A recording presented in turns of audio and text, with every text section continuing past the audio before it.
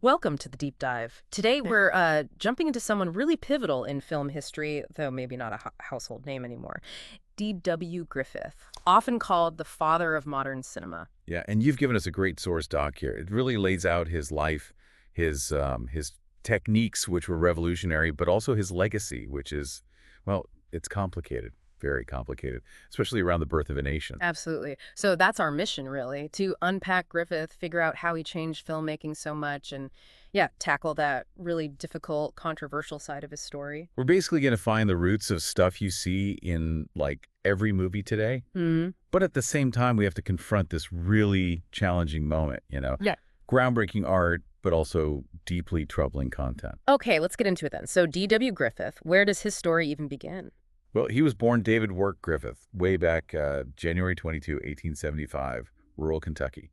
And it's kind of significant, the source notes, his father was a Confederate colonel. Yeah, so Griffith grew up hearing these sort of romanticized tales of the Old South. And you can see how that maybe influenced his perspective later on. Right, that context is definitely there. And he didn't start in movies, did he? No, not at all. He first tried being a stage actor, kind of bounced around, didn't find huge success, apparently. Sure. It wasn't until 1908, he was in his early 30s. Okay. That's when he drifted into this new thing, movies. Joined the Biograph Company as a director. And movies back then were, well, pretty basic. Yeah, what were they even like? Not multiplex blockbusters, I'm guessing?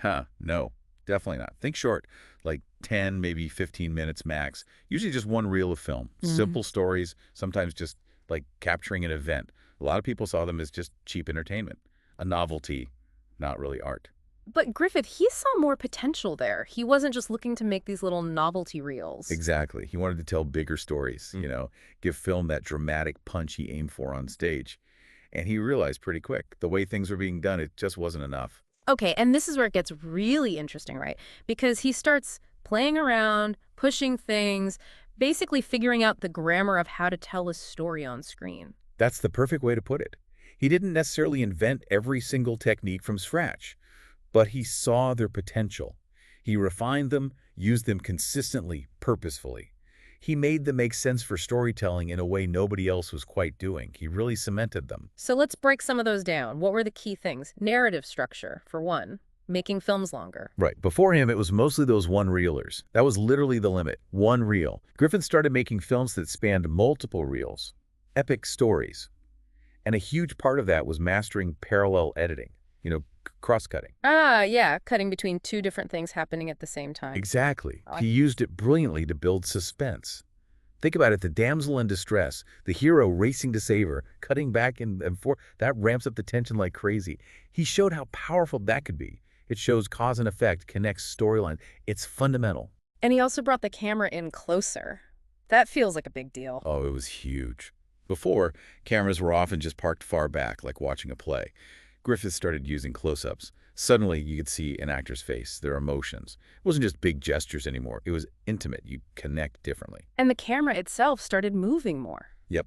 Tracking shots where the camera moves with the action, trying different angles, not just straight-on shots. It wasn't just flashy stuff. It was about guiding your eye, adding emphasis, creating a mood. And he had a key collaborator in his cinematographer, Billy Bitzer, especially with lighting. Bitzer was crucial. They really experimented with lighting, not just making sure you could see, but using light and shadow creatively, for mood, for drama, and thinking about composition too, how the shot was framed, what was in it, making the image itself tell part of the story. There's that early film, The Lonedale Operator from 1911, that shows this stuff off, right? Yeah, that's a perfect example. It's short, but you see that cross-cutting so clearly. The heroine trapped in the office, the rescuers on the train. Cutting between them just builds that ticking clock, that urgency. It feels modern, even now. And that's the wild part, isn't it? These things, longer stories, close-ups, moving cameras, that kind of editing. It's not just film school talk. It's like the absolute bedrock of how movies work. Action scenes, emotional beats, everything. You see it constantly. And Griffith was right there putting those pieces together. And all that innovation, all that development, it really exploded with his most famous film, also his most infamous, The Birth of a Nation, 1915. Right. This was just on a whole different level, scale-wise. Oh, completely unprecedented. It was almost 3 hours long. Huge battle scenes, hundreds of extras, complex sets, even night photography, which was tricky back then. Yeah. Plus, it had a full orchestral score composed for it. Nothing like it had ever been attempted. And financially, it was a monster hit. Unbelievable. Yeah. Basically proved movies could be massive, epic, artistic, and make a ton of money. It was the first real Hollywood blockbuster. Earned millions, which is just unheard of then. But, and this is a huge but, the success came hand in hand with immediate and, let's be clear, completely justified backlash. Yes. This is where the technical achievement slams right into incredibly offensive content. The film, it glorifies the Ku Klux Klan, portrays them as heroes saving the South after the Civil War. And the way it depicted Black Americans, just horrific. Appalling, truly. It showed black men as ignorant, brutish, dangerous, often played by white actors in really crude blackface. It pushed these vile racist stereotypes onto this huge, powerful new platform. And the impact, the source material states, and it's well documented, that the film directly fueled the KKK's resurgence in the 1920s. It was devastating. And people protested right away. Oh, yeah. Groups like the NAACP condemned it immediately. They organized protests, tried to get it banned. They saw how dangerous this new medium could be for spreading hate. Griffith's reaction, according to the source, was that he was shocked, claimed he was just showing history. That's what's reported, yeah. But intent aside, the damage was undeniable. Birth of a Nation is just this stark, unavoidable example of film's power. Incredible artistic leaps forward, side by side, with the power to do immense harm, to promote really dangerous ideas. You can't separate the technical genius from the racist poison in this case. So, reeling from that backlash, he follows up almost immediately, 1916, with Intolerance. Yes. Intolerance seems like his attempt to kind of answer the critics. It was this massive, sprawling film weaving together 4 stories from different historical periods, all supposedly about prejudice and, intolerance. Even bigger and more complex technically than Birth. Oh, definitely. The sets were legendary, especially the Babylonian one, just enormous. And the editing was even more complex, cutting between these 4 different timelines. Visually, he was pushing things even further. But it didn't land with audiences. No, it was a commercial failure. A big one. People found it confusing, apparently. Hard to follow all those different stories jumping around. It didn't have that straightforward, controversial narrative pull of Birth of a Nation. Still, filmmakers paid attention, didn't they? Absolutely. Even though it bombed at the box office, Intolerance became hugely influential for other directors. People like Sergei Eisenstein in Russia studied its editing techniques intensely. Hollywood guys like Cecil B. DeMille learned from its sheer scale. So commercially a flop, but artistically, academically, really important for the future of film. So moving into the 1920s, things start to change for Griffith in the industry. Yeah, his style, it started to feel a bit dated, maybe, compared to newer stuff coming out. That's part of it. And the whole industry was shifting. The big studios were taking over. Griffith liked his independence, his creative control. That worked when he was innovating early on, but it clashed with the new studio system, which wanted more control over budgets and production. He still made some significant films in this era, though. Oh, for sure. Like Broken Blossoms in 1919. That was different. Smaller, more poetic, with Lillian Gish. Really powerful. Then Way Down East in 1920, huge melodrama hit. Famous for that crazy scene on the ice floes. Right. And Orphans of the Storm in 21, another big historical drama.